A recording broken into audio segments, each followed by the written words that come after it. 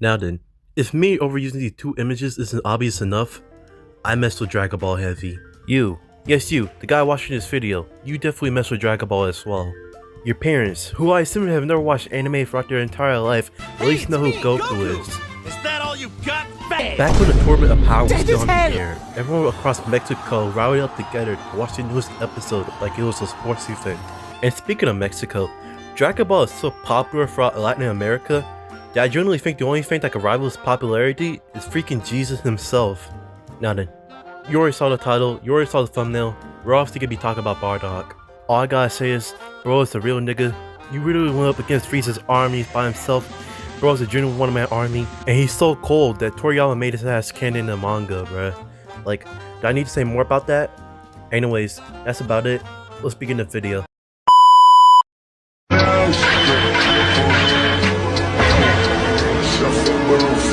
Stop jacking off the cartoon characters. So the movie begins and already we see this nigga Bardock going crazy. He and his homies are invading this one planet that is filled with a bunch of ninja turtles who can see the future. Honestly, they're braver than me. If I could see in the future and the first thing I saw was a bunch of Donkey Kong shooting laser beams at their mouth, I'm out of there. Gone. You can say evil has won the day. Like, bro, look at this explosion, man. You're doing them the same way America did Japan back in World War II. So we cut to the morning and, dear lord, look at what they did. They turned this whole planet into Haiti. He and Gang were yapping about something, but eventually they turned the conversation around to Bardock's son. They asked Bardock how the little nigga is doing. Now look, I fuck with Bardock. Bro is generally one of my favorite Dragon Ball characters, but man, let's be real. We only knew this man for like a few seconds already, then he's showing off some deadbeat tendencies. Man was talking, why should I be a dad? Just gonna shoot the little nigga into space any day now, so why should I care? This level of being a deadbeat is so insane, honestly. It could have Jim from Hunter x Hunter and Anthony Edwards to run for their money. I'ma be real, I might do the exact same thing. However, the conversation was cut short when it turned out someone survived. Aaron the plumber's distant ancestor looks at them and it's like, nigga, don't you know I can see the future? Then proceeds to hit Bardock to the back of his neck. Pause. Resume. How the hell does it work in this situation? Anyways, after they turn this man into turtle soup, Bardock passes out. So we cut the planet Vegeta, and I'm not gonna lie, the levels of glaze and reaction this doctor was doing to Bardock is mad insane, bruh. If he keeps this up, he'll be as strong as King Vegeta! Now normally, I would shame this man for this level of dick riding. But honestly, I'm looking kinda offended at how King Vegeta will even react to this. We already saw the type of timing he was on when it came to Broly, so surely it wouldn't be that far off. Seeing that Bardock is still out of commission, Tora and the gang decided to move on ahead to the next job, and damn. I get your homeboys in a coma and all, but y'all could at least, I don't know, tell the doctors y'all could goodbye, or hell, someone will try to find a way to give him a dap up or something? No? Guess grinding on the job is more important than your day one homeboy. Anyways, they left. We cut back to Bardock, and Bardock at this point having straight up nightmares. Planet Vegeta blows up, he doesn't really seem to care all that much about it. But the next one he sees is leaving him confused. You see Goku's pod reaching Earth, and from there you see how different lifestyle is from his. Little bro's out here making friends, training, beat up random crackheads in the middle of the street, and fucking meditating? I know Bardock was scratching his head out of confusion. You have to understand, Saiyans are a race of people who love to fight. They be straight up destroying planets and committing mass genocide just for the love of the game. So seeing all of this occur in front of him is probably the equivalent of why and find out the future kid goes up in the suburbs. Eventually, that dream was enough to wake up Bardock from his coma. Say what you will, but this man definitely follows the grind mentality. Bro has been awake for not even a couple of minutes and already then wants to get back on the next mission. No rest, no nothing. He does stop by Baby Kakarot's crib. And dog. He scares the little nigga, only to find out that his power was in the single digits. He was like, oh nah, there's no way hell this kid's my son. He ain't definitely cheated on my ass. I thought you were special. Oh nah, bruh. Why you have to disrespect the goat like that, man? He was only a baby at the time. It's not like the little nigga knows his ABCs yet, man. Give him some time. I wonder what the whole squad is doing while all this is happening. Meanwhile. Now, I tell you what. I like you, and I want you. Now, we can do this the easy way, or we can do it the hard way. The choice is yours. Well, I don't think you and I will be doing anything any kind of way. Okay, I see you choosing the hard way. Don't make me ruin that bike. No, Chris, I'm a warrior. So anyway, sometime later, Bardock pulls up to the planet. And just to keep it a buckle shot, I'm gonna make this one quick. He flies on the planet for a little bit, only to find out that the whole squad got packed up. This is crazy, they got their asses completely slumped. This is sad.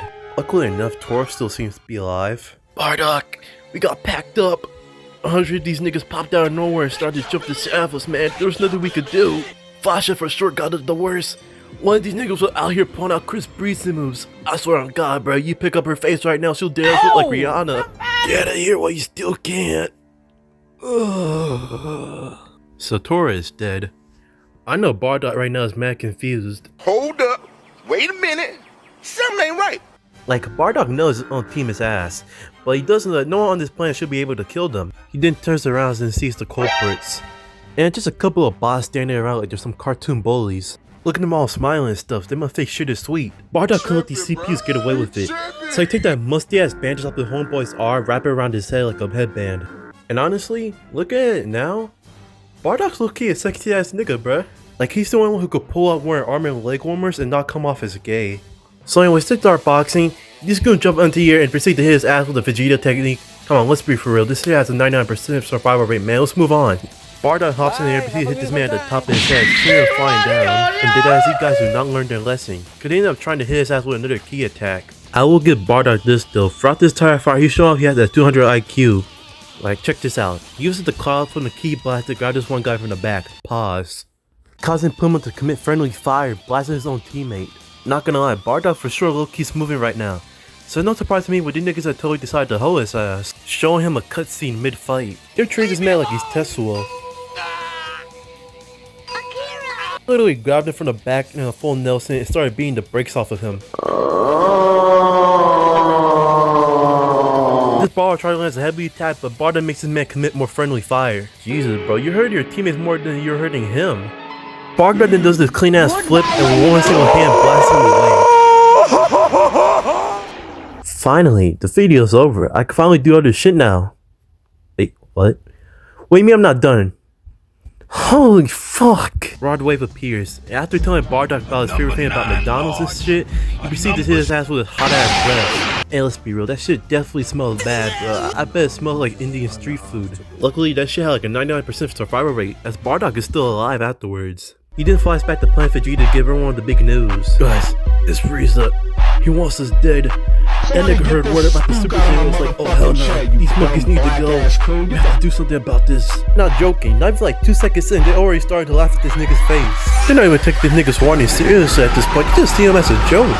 Dude is getting tired of the bullshit and just dips. He goes up to the rooftop and suddenly sees Frieza's ship. Dear God, there's no way hell you can see that far. And then, he remembers an old gospel. I'm the type of nigga stand on business, nigga. One man arm against 50, nigga. Let's do that. I stand on business, nigga. Zen locks in, and you have to admire it. Dude is in a clear disadvantage on his own, yet at the end of the day, he's still willing to fight for his own people, man. Cause if we, yes, me, you nigga, we're trying to warn everyone about potential danger just laughed at us, I personally would have gone to the nearest space pod and left for a whole new planet. He then flies up to confront Frieza, and to be honest, I already let this clip play for itself. Yeah! Walking down bleeding with that stick. Extra bullets in my jumpsuit, I can't wait to let it hit. B12 walking down that street, you know that bitch can't pull off smash and shoot the cat. Alright, that's enough of that. So Frieza pulls out of his ship, and depending on whether you watch the sub or dub, the translation is kind of different. In the sub, he talks about how he could change everyone on Planet Vegeta's fate. In the dub, he's basically talking about how the Saiyans quit. Niggas were getting tired for working for an overgrown lizard worse than nothing more but his speedo and black lipstick. You're not an emperor of the universe, twin, you're a fruit cup. Meanwhile, Frieza's just standing there, take out all these insults while holding up an energy ball. Bardock by this point was definitely cheating, as he took a page out of Lee Harvey Oswald. He makes a key blast and then chucks it at Frieza, and then... It was at this moment that he knew. He fucked up. Frieza starts laughing and then launches his energy ball. It's insult swallowing Bardock's blast. Look at Dog's face, he thought it would work. Frieza then throws his ball at Planet Vegeta, and GG, this man is cooked. Before he sees the gates of hell, he gets one final future vision. Oh yeah, I forgot to mention. one could see like the future or something. I don't remember. He sees Goku square up against Frieza on Namek. Or like a proud deadbeat hearing that his son got drafted to the NBA. He smiles. I knew when the Namek saga happened, he was looking up proud as hell. Well, oh my god, you could grind meat on it.